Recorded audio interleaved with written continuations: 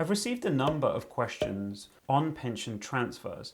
Clearly, I can't say specifically whether someone should or shouldn't transfer without providing full financial advice, but I did think I could make a useful video highlighting some of the areas that should be considered when thinking about whether to transfer a private pension or not. This is something that is likely to occur more and more due to auto-enrolment and individuals moving from one job to another and accumulating a number of different workplace pensions.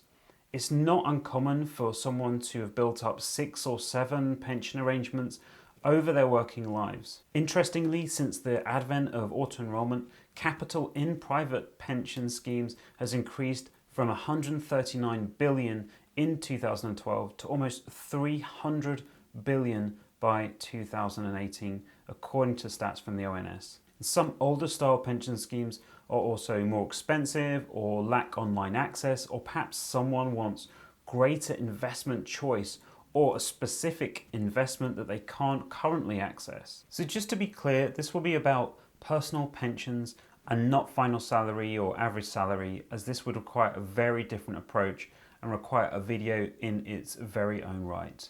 Also, it's important to know that there are certain situations where you have to have financial advice before you can transfer. If you are a member of a defined benefits pension scheme and the value of your benefits is more than £30,000, you will need to take advice from a regulated financial advisor. Or if you are a member of a defined contribution pension scheme, otherwise known as a personal pension, and you have safeguarded benefits with a value of more than £30,000, you will need to take advice from a regulated financial advisor. I'll go into more detail on what safeguarded rights are later in this video. So get yourself a nice little coffee and let's get into this. When thinking about whether to transfer a pension, this can broadly be broken down into considering what your objectives are, what you're actually looking to achieve from the transfer. Let's first of all consider why you'd be motivated to make a transfer to another provider in the first place. A common reason is wanting to consolidate the pension plans into one arrangement. This would help in the ability to keep track of the investments and pension if it is in one place, and should in theory enable you to better manage the assets and not lose track or actually lose any of your pensions. It's not uncommon that someone moves house and forgets to update one of the addresses for a pension scheme, and according to the DWP, there is an estimated 400 million in unclaimed pension savings. I have a link below that can assist you in finding the contact details for your workplace or personal pension scheme if you think you have lost a pension. By consolidating, it would also result in less paperwork and administration. You would receive only one pension annual statement instead of several over the course of the year. Commonly, the motivation might be looking for lower charges, and certainly with older style pension arrangements, these can in some cases be quite expensive compared to a modern workplace pension or even a personal pension available on the open market. One area to definitely bear in mind is the importance of the impact of either a fixed or percentage-based charges, which can make the comparison of providers against one another a bit tricky. Broadly speaking, where someone has a smaller pension fund, then percentage-based fees will be more attractive. When fixed fees are payable, then the larger pension pots will benefit from this structure to a greater extent. As stated before, the pension plan can be broken down into the wrapper itself, for example, the pension provider, and the underlying investment. The investment itself can be a reason to look to transfer. Perhaps there are some specific investments that you want access to, the ability to buy individual shares, or possibly the ability to invest into commercial property if via SIP. And certainly with a workplace pension, it is well worth checking the default fund that your contributions are invested into. Check that it is appropriate to the risk you are happy taking. For example, some default funds can have a high allocation to bonds, which might not be appropriate to someone that has several decades of investing in front of them. Crucially, it is important to weigh up the importance of those features that you are after versus how much you will pay for them. and the investment returns you are hoping to achieve. Rather incredibly, some older style arrangements have no online access, and so getting up-to-date values or information on the plan can be quite a lengthy process involving listening to far more hold music than is acceptable. Now, a very important one for those approaching retirement is that not all older style schemes offer or will facilitate flexi access drawdown or even beneficiaries drawdown. This is something that would need to be checked with the scheme to ascertain what they can or cannot facilitate. Quite often people only find this out when they look to take their tax-free cash and the provider says that they cannot do this without transferring first. This is especially relevant as we see far more individuals looking to use flexi access drawdown versus the traditional route of taking an annuity. And coming back to cost, it is about looking at the existing versus the proposed arrangement side by side.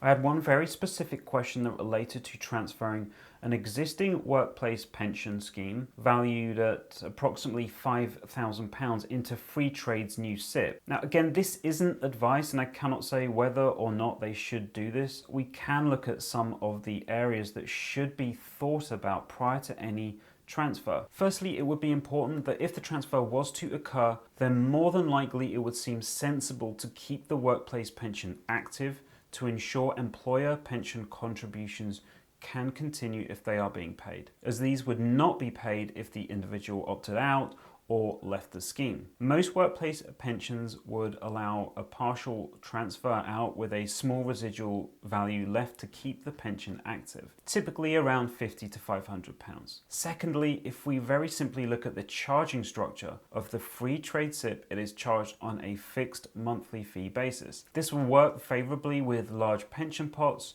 of approximately £25,000 plus, but smaller pension funds with less than £25,000 and it starts to look less competitive. At £120 per year, this will look expensive versus a percentage-based model for a fund of £5,000. £120 per year on a £5,000 pension pot will equate to a fee of approximately 2.4% per year, just for the use of the pension. And this isn't me just picking on free trade here for any particular reason, but more to highlight the impact of fixed percentage-based fees on specific fund sizes. Having said that, they really do need to update their website that seems to state you can receive 25% tax relief on contributions, which isn't bad considering that basic rate tax is actually 20%. I think they are either confusing that with tax-free cash or someone multiplying the net amount instead of grossing it up. I would email them, but I couldn't see any way of actually contacting them. Clearly, this isn't the whole story,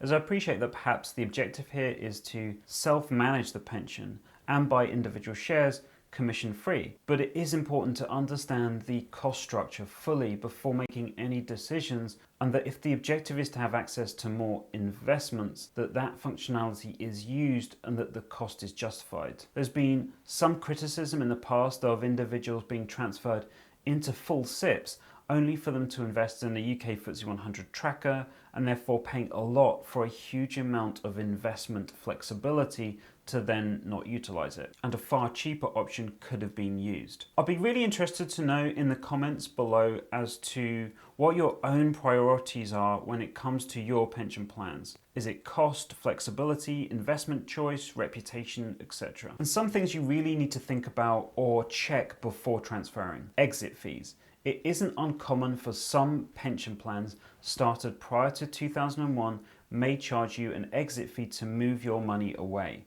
Typically, this is a percentage based, or if invested in with profits, then this might be referred to as a market value adjustment, MVA, or MVR, market value reduction. You might still look to transfer, but again, it is something to consider and weigh up. Previously, I mentioned safeguarded benefits. So this is where if your fund is valued at £30,000 or more and contains safeguarded benefits, then you will require financial advice.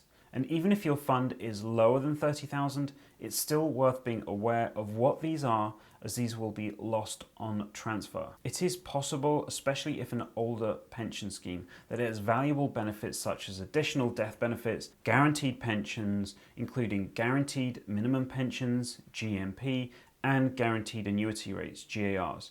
As an example, a GAR is a nice little benefit where the pension provider will pay out a guaranteed income for life at a particular rate that might be in excess of rates available on the open market. I've seen GARs that have been in excess of 10% per year, and that this is available for the rest of the individual's life and possibly even available to their spouse as well. It's also possible that with some pension schemes set up prior to the 6th of April 2006, known as A-Day, that they contain protected tax-free cash, which in some cases can be greater than 25%. This would also be lost on transfer. So lots of things to check and compare when considering transferring a pension to a new provider. I hope that you found this useful, and let me know in the comments below as to what your own priorities are when it comes to your pension plans. I'd be really interested to know. If you did want impartial guidance on your options and the pros and cons of transferring, then please do check out www.pensionwise.gov.uk website, or book in a free chat with one of their experts. Thanks so much for watching. See you again soon.